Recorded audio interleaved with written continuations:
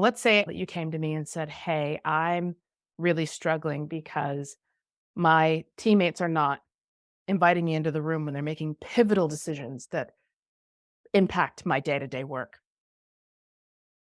As a listener, it's really tempting to go, "Oh, I've been there too. Here's what I did." Better, though, to stop and ask, "How did that make you feel? What were the circumstances surrounding it? Do you think this could happen again? Who could you ask for help? When should you bring this up? With whom? Who has the power to help you change that?" And those are questions that are active. I'm confirming that I listened to this person and what their challenge was. But instead of proffering my own opinions, I'm hoping to ask them questions that they can use to self reflect a little bit and help prompt some growth. Welcome to the Imagine podcast, where we talk about everything your nonprofit or social enterprise is wondering about, from marketing, fundraising, and building your organization's capacity to champion the causes you care about. The Imagine podcast is brought to you by ImaginePod, a coaching accelerator for women-led social impact organizations. At ImaginePod, our mission is to democratize fundraising and marketing resources for diverse-led nonprofits and social enterprises. Hello, everyone, and welcome to today's episode on the Imagine podcast, where I sat down with Brooke Pearson, who's a former colleague of mine who now works as a program manager at Google Chrome. And she shared with us some really helpful and insightful concepts that really help people who care about social impact and about really building a meaningful career for themselves think about how to use their personal network to be able to build that. So she talked about the value of having coaching and mentorship, as well as how to build peer-to-peer networks or groups that are really active listeners to help you be able to overcome challenges and think through the mental blocks that might be keeping you trapped in fear, where you really need to break through to be able to create impact. And then lastly, she really talked about this really interesting concept that is called sponsorship. And she talked about why you need career sponsors and how to identify those people, how to build relationships with sponsors, and what role sponsors can play in helping you be able to create more of an impact and really advance in your career. And I think this is a really important concept for those of us who are in social impact, whether you're working for a nonprofit or maybe you're the solo founder of an organization or of a social enterprise. And you really do need to start developing the skills of being able to create a strong network and building out sponsors who are champions for you, who are advocating for you, and who are there looking to open doors for you that otherwise might be shut so that you can enter the rooms where your cause really needs you to be. So what we've created along with Brooke is a downloadable to help you be able to think strategically about who sponsors might be for you. So I encourage you to listen to this episode, think through the things that she talks about so that you can start to create a list in your mind about who might be a sponsor that would really help make a difference for you. And then download our downloadable so that you can actually start to list those people out and start thinking about how to build relationships with them. Welcome, Brooke Pearson. Thank you so much for joining me on the Imagine podcast today. Brooke and I both met while working for our foundation over a decade ago called the Phelps Stokes Fund. Since then, her career has transitioned into the tech world, and now she is a lead program manager at Google Chrome, helping to lead a regional team of program managers that are building Google Chrome's trust and safety products like autofill, Chrome Sync, Chrome Privacy, Password Manager, and Google's Privacy and Safety Engineering Centers. And she and I recently had a conversation about the role that career support, such as coaching and mentorship, has played in helping her build her career. And that's something that many of you know we are really interested in at ImaginePod because we believe that there just really isn't enough career support and capacity building built into the social impact sector, especially to help women and people of color build the careers that they want to see while also making it an impact. So I'm really excited to have a conversation with you today, Brooke. Thank you so much for coming onto the podcast. Oh, awesome. I'm glad to be here. And it's good to see you after so many years. It's crazy. Yeah, I'm glad we've kept in touch. absolutely. So then let's start off by letting you formally introduce yourself and so people can really understand what it is that you do. And then if you want, you can share a bit about your career journey, touching on your start in the nonprofit sector and then some of the lessons you've learned along the way that helped you kind of lead your journey to where you are now in tech. Yeah. I appreciate the question. So let me see. If I wind the clock back, and I won't give exact years because I don't want to date myself, but I finished college like many other students, didn't really know what I wanted to get into, but I had some interest. And one of them was in connecting with people from other cultures and outside of the United States. I had grown up in between Kentucky and Washington, D.C. And one of the things I loved about DC is that you get people from all over the world. And I just, you know, thrived in that richness and wanted to connect folks from other cultures to folks in the United States because I think sometimes that Atlantic Ocean divide is probably a little wider than it needs to be and results in Americans not having the global exposure and participation on the global stage. After college, I did a Fulbright grant in Macau. And as I was looking about graduate school opportunities and coming back to the US, I thought, okay, I definitely want to be back in DC. Not only did I have family there, but I knew that there was a concentration of folks who were interested in the same things, connecting people across cultures. And that is where we connected. We were both working at a nonprofit there that brought visitors from the diaspora, the Black diaspora in Africa, but also in Latin America and the United States together for cross-cultural exchange. It was work that I loved, brought me a lot of joy because I realized that I draw energy from connecting people. And over time, I also realized that connecting people was also a way of protecting people. And that has become a bit of a mantra for me throughout my career. After being in the nonprofit space, I did have an opportunity to then run the Fulbright program that I was once a participant in. And I leapt at the opportunity because it was so life changing for me. So I had the chance to work for the US Department of State for 5 years as a program manager. I managed the Fulbright program in Afghanistan and Central Asia, and that was life defining. Like I ended up being based in DC, but then traveling and spending a couple of months at a time in Afghanistan, working hand in hand with counterparts there to run this academic exchange program. If you haven't heard about Fulbright, especially if you're a college student, a graduate student, or in academia, you should definitely get involved because there are opportunities for you to study abroad and connect with others. And so anyway, I did that work for many, many years. I loved it. In fact, throughout the entire Obama administration, I was still there in DC. I think it was around maybe like my fourth trip to Afghanistan. And my mom, this was during a period of heightened conflict in Afghanistan. My mom said that her knees were bruised from praying for my safety while I was over there. And I thought, okay, maybe I should think about a career shift that will allow me to, be a little safer, connect with loved ones more easily. Obviously, if you're in a war zone, you can't bring friends or family with you. And it was actually on a layover on the way to Uzbekistan, actually, that I ended up meeting a fabulous Black woman who was on the public policy team at Facebook. It was one of those really serendipitous encounters because I think I had like an 8-hour layover. It was like just long enough that, I wasn't gonna get like a hotel, but it was too long to like stay in the airport the whole time. And I thought, okay, let me just go to dinner. And so I'm by myself in Doha. I just pop into some hotel's restaurant and end up seated next to another beautiful Black woman. Both of us were eating dinner solo and actually were surrounded by a lot of other folks who were eating dinner together. And our server kept coming over and kind of like confusing us, which of course that happens.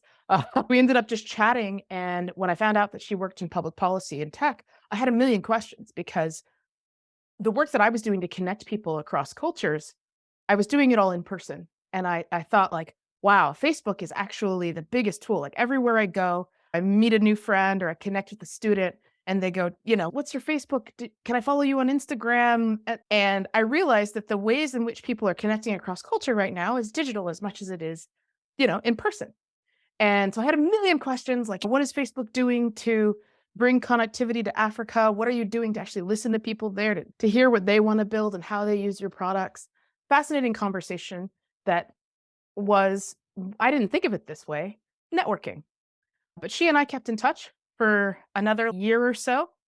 At a certain point, I saw, I think, a job advertised on Facebook's public policy team. And so I reached out to her and I said, "Hey, what do you know about this team? I think I might be interested in applying." And she said, "Brooke, I'm so glad you reached out. Number one, I'm glad we kept in touch. Glad we connected on LinkedIn and Facebook, of course, right?" She said, "I'm glad you reached out. That position is not for you, but I know of one that I think you'd be perfect for." And she referred me for this job at Facebook.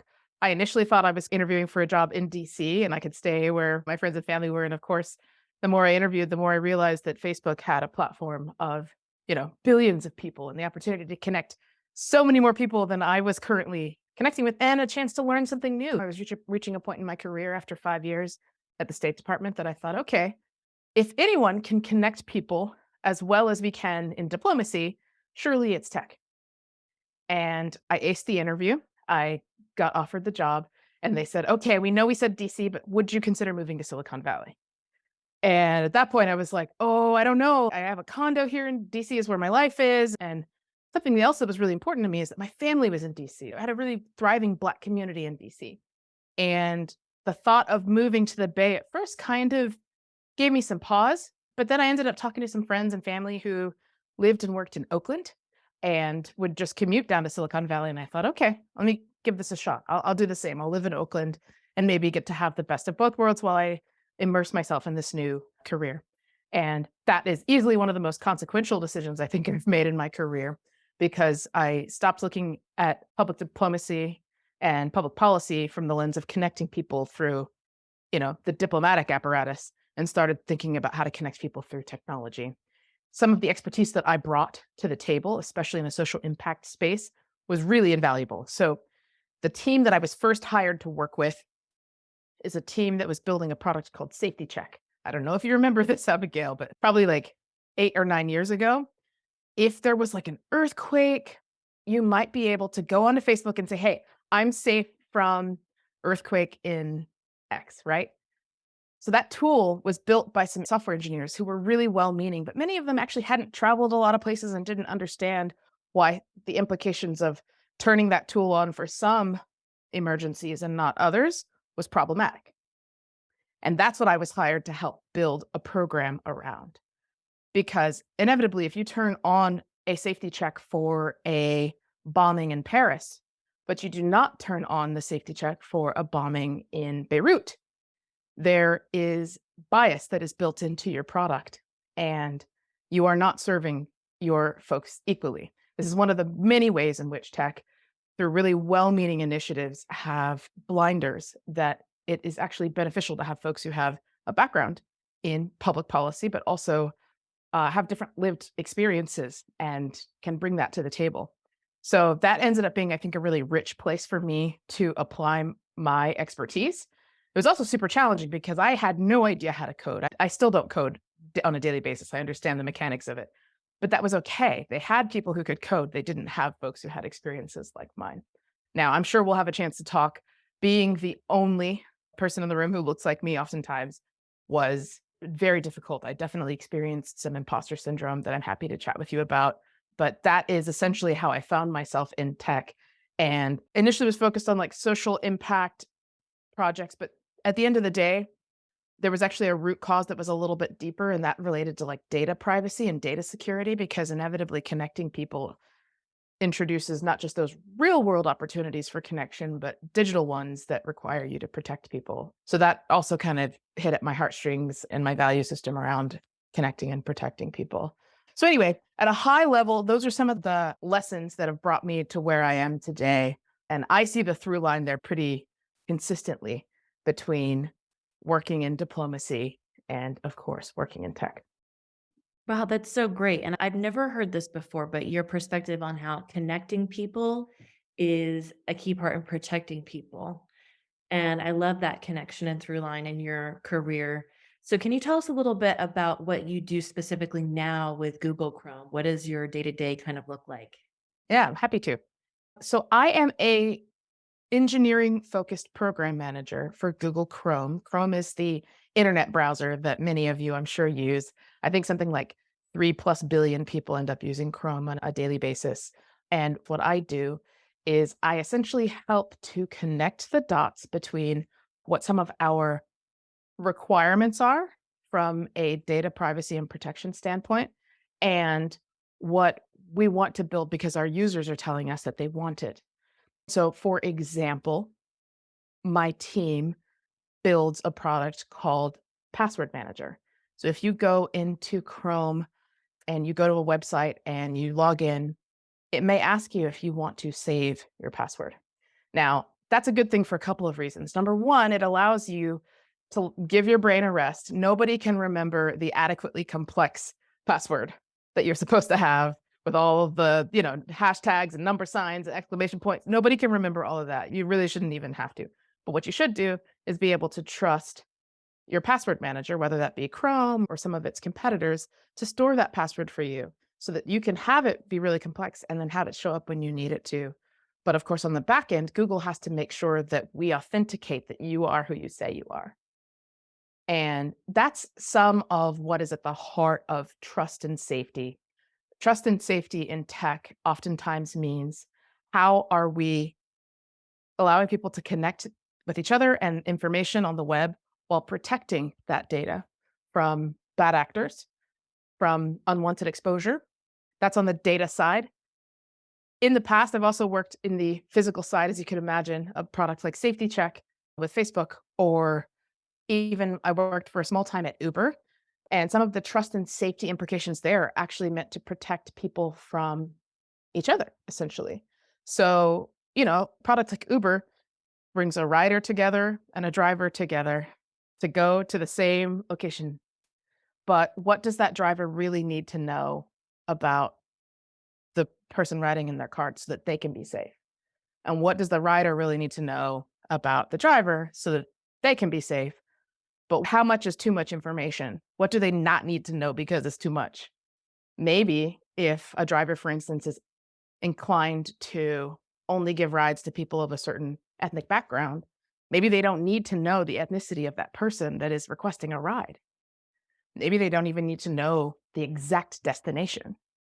So, trust and safety as a framework is meant to right at that intersection of protecting people's data and giving them the powers to protect themselves while also creating a trusted environment so that they can trust that if it's Google, if it's Uber, if it's Facebook, and you give them your data, that they're going to be good stewards of that data. And obviously, a lot of governments care a lot about making sure that tech does the right thing.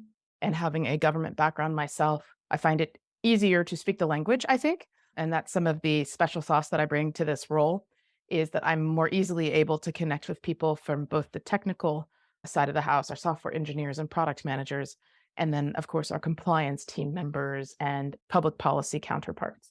So that's essentially what I do right now. I run a team of 5 program managers that are based in the Europe region. A lot of privacy regulation is coming out of this region. And so it makes sense for us to be here. And yeah, that's my day to day. It's so interesting hearing you talk about it because, me not having a background in security or tech, and I definitely don't even understand a lot of the basics of coding, any of that. It's really interesting to think about the real day-to-day implications of those things and why this is so important to have somebody with the background that you have and with just the diverse lived experience that you have to help people really think about why this is so important and how we need to include all communities and their lived experience as a part of our decision making and thinking about how this really does inform people's lived experience in the real world and whether Yeah. it's equitable and whether or not we're creating the world we really want to see as tech continues to play a larger and larger role. So that's been really interesting thinking through while you've been talking. I'd love to dive into thinking about the career support that you've had along the way. You mentioned how you are often the only person that looks like yourself, maybe the only person that has your own kind of lived experience and personal background as well in a room. I'd love to kind of dive into how you've navigated that, what has been important in terms of the support and the networking, the sponsorship, the mentorship, the coaching you've received, what others have done to really help you be able to get to where you are.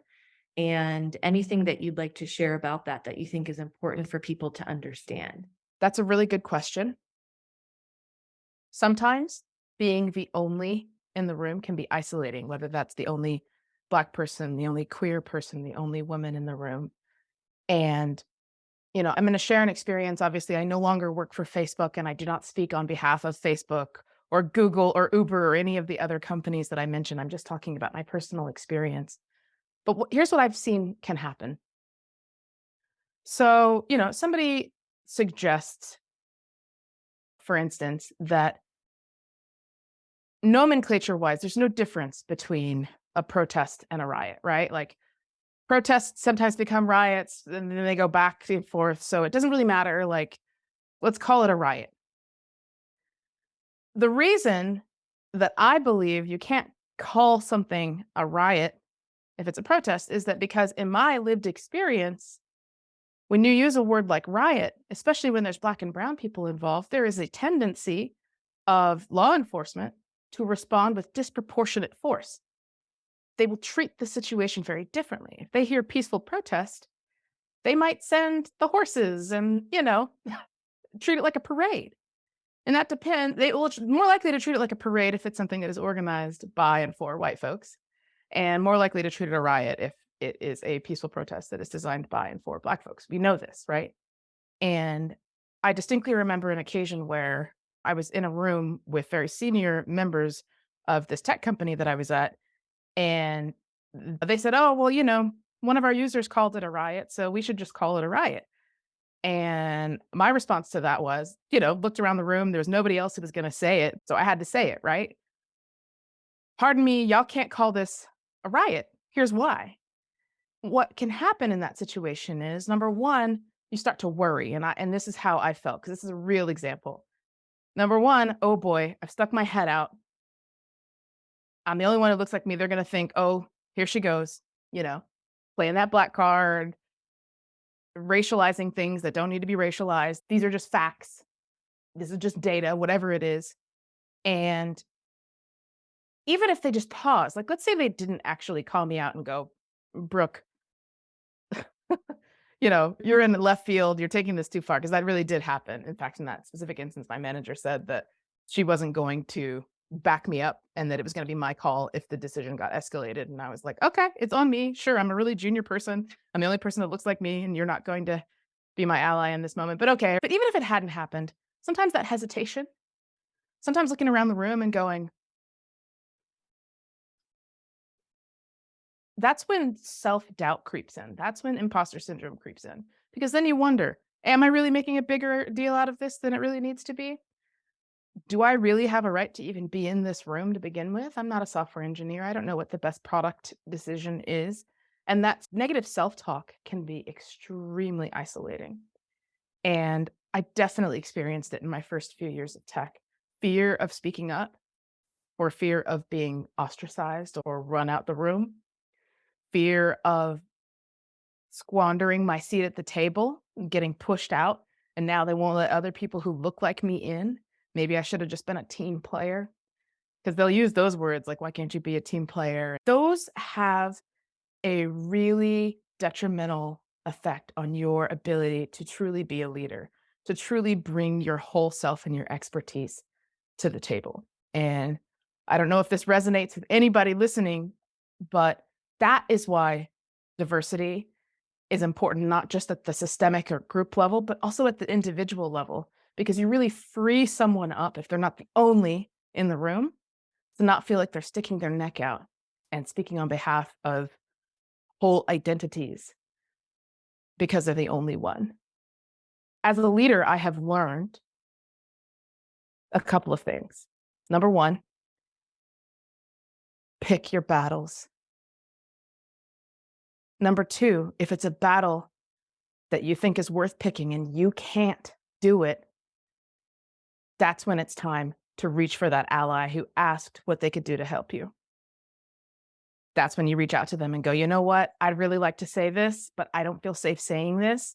You ask me how you could be an ally to me. I would love for you to say something about this. Sometimes it's reaching out to other people like you who maybe share a similar identity I have worked out, and this is the God's truth, agreements with other Black people in certain environments within tech where we go, okay, I was the one who said something during the meeting last week. Can somebody else say the thing this week so we can spread out the blame and also appropriately make it seem like we all, many of us share these concerns. It's not just one person being a voice in the wilderness. Those are the types of survival tactics that you have to employ when you are the only, in hopes of bringing more seats to the table so that eventually, if you're tired, you can just sit down and know that somebody else is going to stand up, either an ally or a fellow wanderer in the wilderness. That is so great. And it's really interesting to kind of think through the ways that when you are the only in a room or from a community that is historically under resourced, or as we were saying earlier before we started recording, actually intentionally shut out Yeah. of rooms or not given seats at certain tables intentionally, then you really do have to think strategically about how to balance out your professional capital with each other, and Yeah. thinking strategically about how do we continue to advance and make the moves we want to make in our careers and be able to still be allowed in these spaces while also making sure that these spaces still work for us and our communities. And that is really interesting. I think it's really important for us to talk about that, because I think maybe for some, it's possible they think that it's not that complex and it's not that fatiguing for people who are the only in their careers, or now, 2023, is it really still that complicated? And it actually is. I think that's important to talk about and think through, how can we better support whatever industry you're in, whether you're in tech or social impact in the Right. nonprofit space, regardless of size, regardless of annual budget. Like, how can we think about, for the space that we're in, what is the path forward to a place where people can fully be themselves and create products or programs or services that really are empowering for them and their career, and also people are confident are really going to help create the world that they want to see for themselves and for the future, for their children, their grandchildren. And that it's not necessarily having to always choose between the two or Right. feeling like you can't have it all.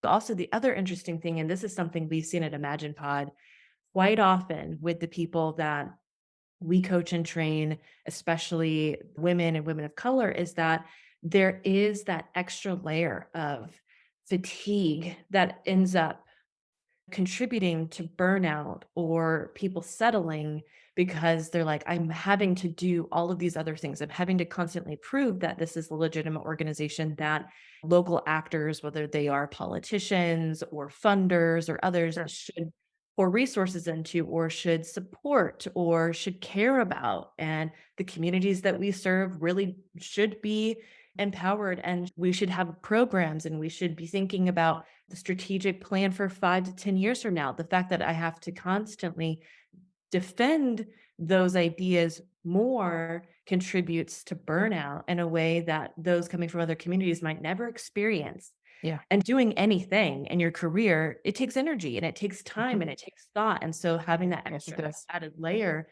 we've seen oftentimes that people are making these compromises of like, well, we might not be able to do as much because we are not getting as much support, or we know that Mm. we don't have the same type of in or connection. And so we're just going to kind of settle for something else or think about another road. So I really am happy when people, especially those that I would consider to be really successful making things happen, can still acknowledge that this exists and be Yeah. like, we need to still make change. Yeah. And you're not alone if you feel that way. Hey there!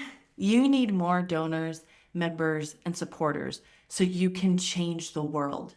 But you probably feel like you don't have the time, money, or enough team members to actually do that, right? That's where we come in.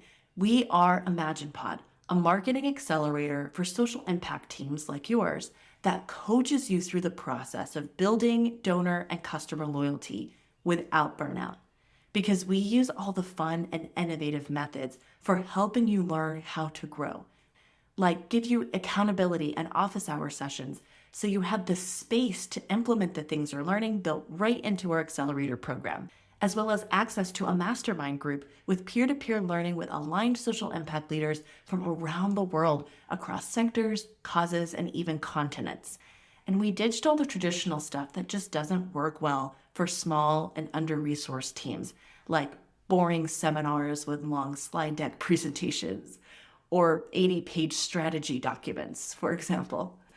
Plus, we're on a mission to democratize marketing and fundraising resources with an intentional focus on women and BIPOC-led and serving organizations, which is just one of the reasons why we donate a percentage of the profits from this Accelerator program to support their causes.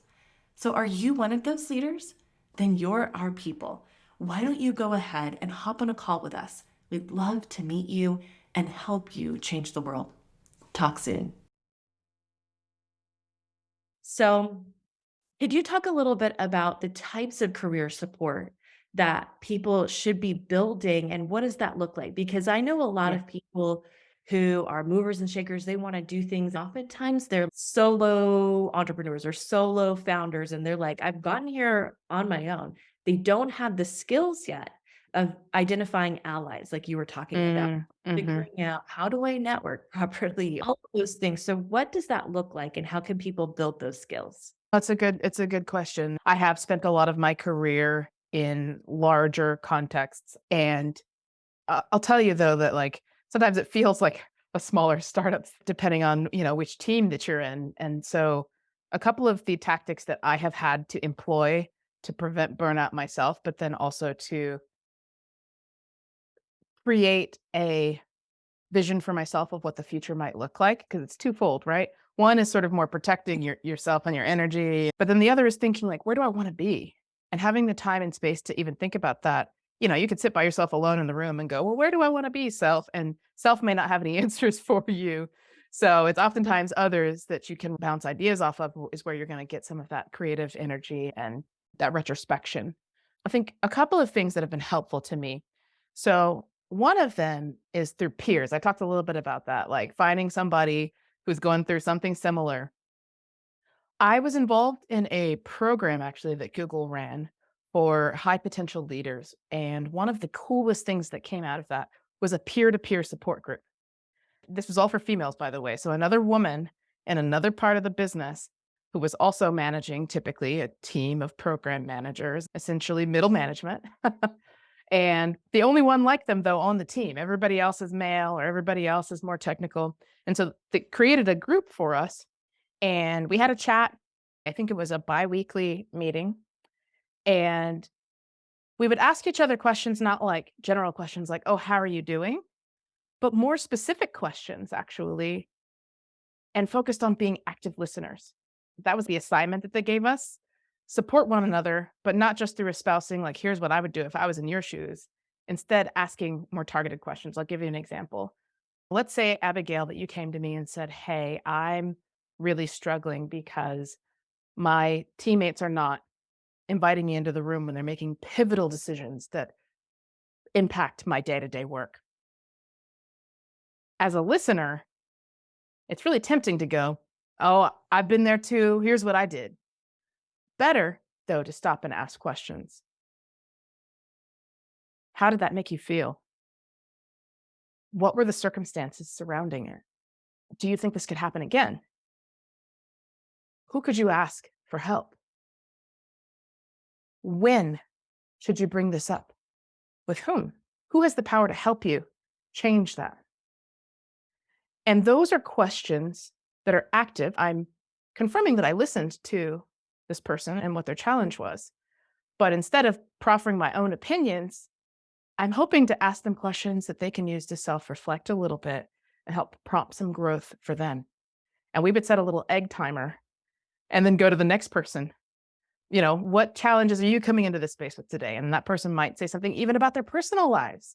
Hey, my kid keeps getting sick from school. I'm the only caregiver. I have all these deliverables for work. I'm feeling really stressed because I can't deliver on the job, but I have no choice. I must take care of my family and I feel guilty in both spaces because I feel resentful. just listening and being like, well, what fears do you have? Where does that fear come from? Did somebody say it? Did somebody say something?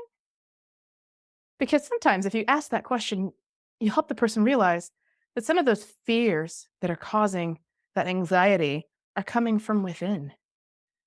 And you can't just tell somebody that. You can't be like, oh, that's all in your head, girl. You'll be fine. You need a peer sometimes to help ask you the right questions, actively listen, and help you come to realizations on your own together. And you can support one another. Come and check back in 2 weeks later. How is it going? And at a certain point, of course, I read this really good book, read this, or, you should really talk to so and so. Connecting them with other people is something that can be really generative about a peer to peer support group. So those are some examples of what I found to be really, really helpful about peers because they're going to be the best listeners. And oftentimes, if you find folks who are in a similar career as you, they're going to have similar challenges, and maybe you'll feel a little bit less alone when you hear somebody else say the exact same issue that you had. Now you got somebody to talk to about it, and maybe it'll feel a little bit less overwhelming. That's just one of several. I mean, we could also talk about, you know, sponsorship, coaching, some of the more formal support networks. I was really skeptical coming into what a peer-to-peer support group is going to be. It's just another hour out of my week that I don't have to do X. That was literally what I was thinking about going in. And I came out of that having like a really deep connection with folks that I didn't even know beforehand. So Right. Oh my gosh. I love how you modeled the active listening portion so people can really understand what that looks like because you don't typically see that in professional spaces. And I don't know if that's just because things haven't evolved enough. Like we need to have a little bit more of a innovative and conscious leadership mindset to know that people are real people. They're humans. They bring a lot to the table when they show up yeah, professionally and they should be able to maybe interact as whole humans. And that's one of the things that we always talk about with what we do at ImaginePod, especially in our coaching, as we talk about our whole human approach. So people can talk about those things around the non-tactical aspects of what they do that are like how I'm feeling, what's going on internally. And these are maybe some things that I'm picking up that are not explicitly said, but I can feel it, and get exactly. support. And so I think that's important. Let's talk about mentorship, sponsorship, Okay. coaching a little bit. Yeah. Yeah. Yeah. Let's do it. Because I mean, I really treat them as sort of like you can have one without the other, but the points in which I have been best able to focus are when I have both peers that are not in my direct reporting chain and not in my leadership, and somebody who is in my reporting chain or is in my leadership. So I'll talk a little bit about sponsorship because I think mentorship and coaching, many of us have probably had some exposure there. But when I came to Google, that was the first time that I had an executive sponsor. Now, the difference that I have learned between sponsorship and mentorship is that a mentor it usually takes a bit of a step back, right? They're not actively telling you what you got to do, but they're there for you to seek their advice and their instruction. You can take it or leave it, right? With a mentor. With a sponsor, that person has essentially like a job description in relationship to you. So a sponsor is somebody who, going back to that example that I said previously, like, oh, they keep disinviting me from these meetings. Your peers might go, oh, that's terrible. Let's talk about it.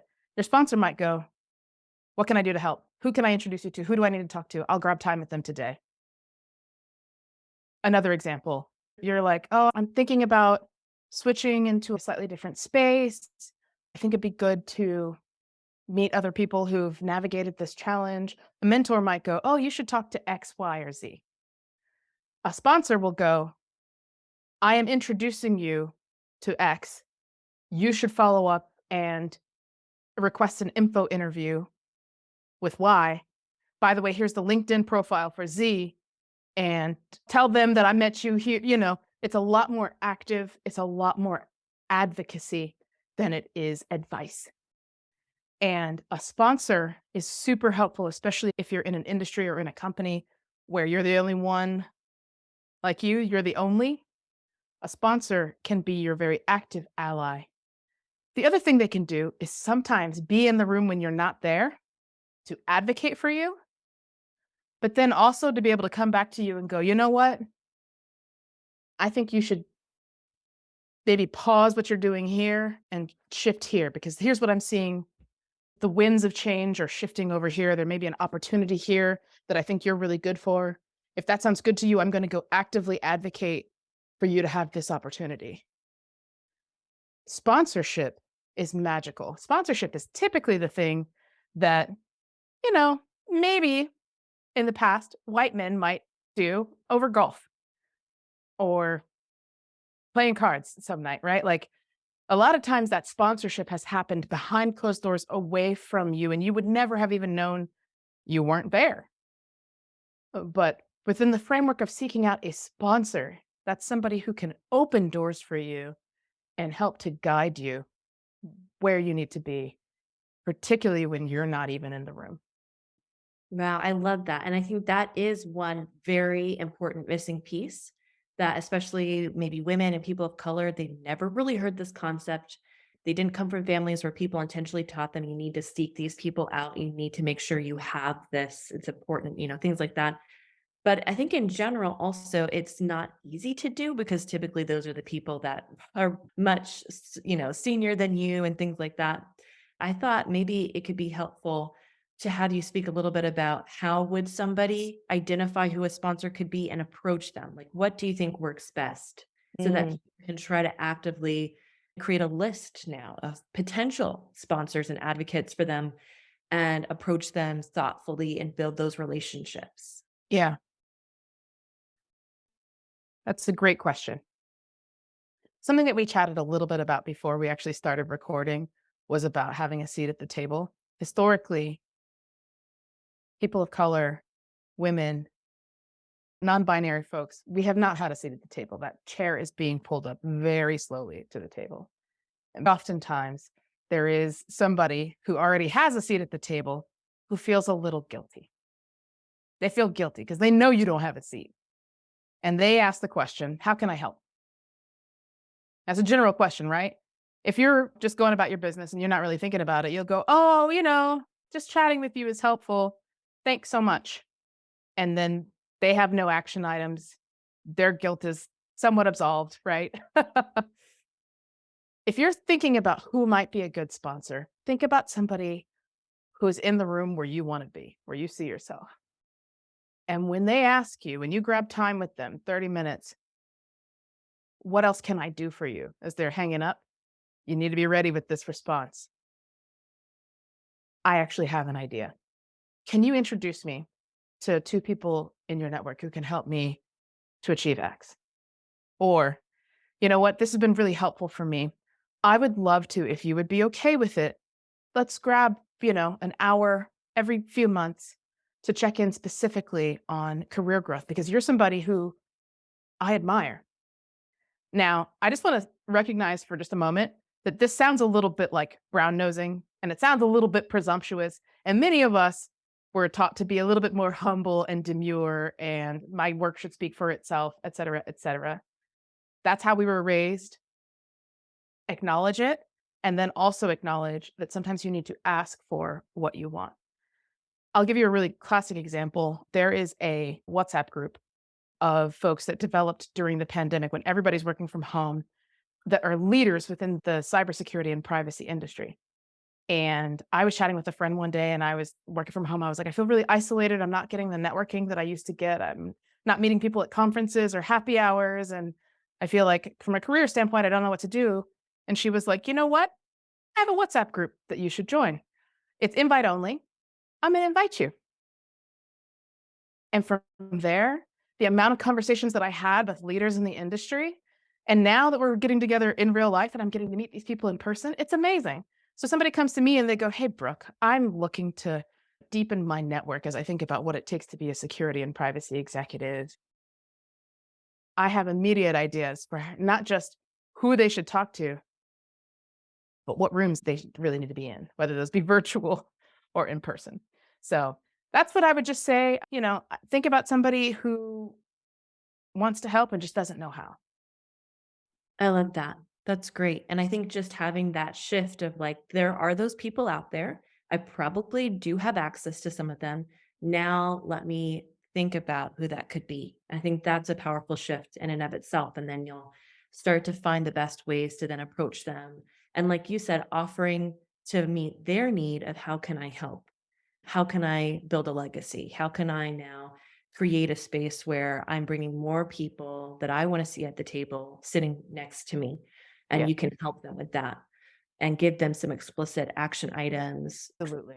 Last thing I'll say though, really quickly, is that it should be a two-way relationship. So also think too about what you can do for them. Maybe that thing is nominating them for an award. Maybe that thing is connecting them to a call for people to be recognized. Like making sure that this feels like a two-way road is also super important. That's one thing I've seen people sort of fall at is they just sort of ask for help without offering help.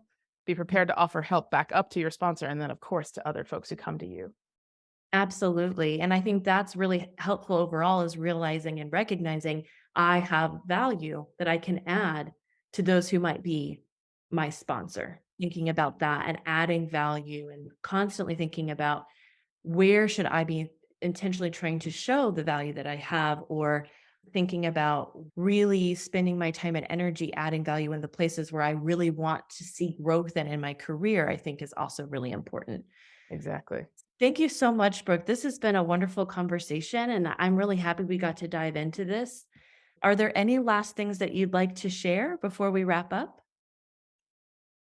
One thing is you can have an impact on societies from a variety of different places. One thing that I thought when I was young is if I want to connect people, best place to do it is in Washington, D.C., working for nonprofits associated with the US government because that's the program that I was exposed to. But that's the thing, that's all that I could see because it's all that I had known.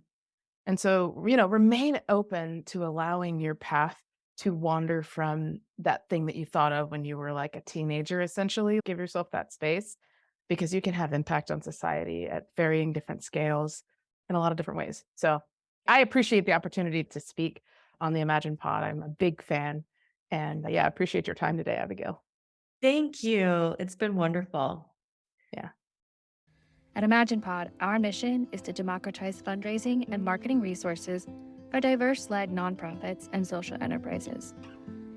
In order to do this, we provide coaching, peer-to-peer learning, courses, and a network of consultants to help you effectively bring in more money and support so that you can increase your programming and impact more lives. We've built a strong community of women-led teams leading the way for traditionally underserved causes and communities from around the world across sectors, causes, and even continents. If you're looking for coaching, training, and a support network to help you build your mission, then reach out to us at hello@imaginepod.com to set up a consultation.